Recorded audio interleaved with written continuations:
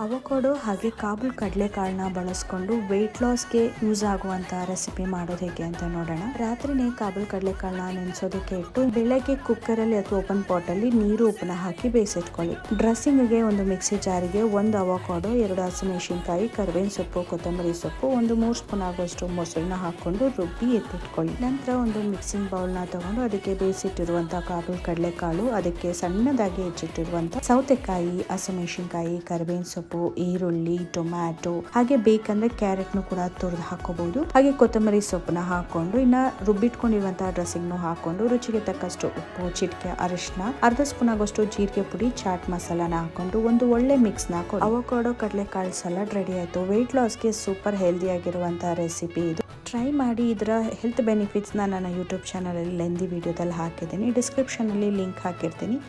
ನೋಡಿ ಇಷ್ಟ ಆಯ್ತಂದ್ರೆ ಕಮೆಂಟ್ ಬಾಕ್ಸ್ ಅಲ್ಲಿ ತಿಳಿಸಿ. Thank you.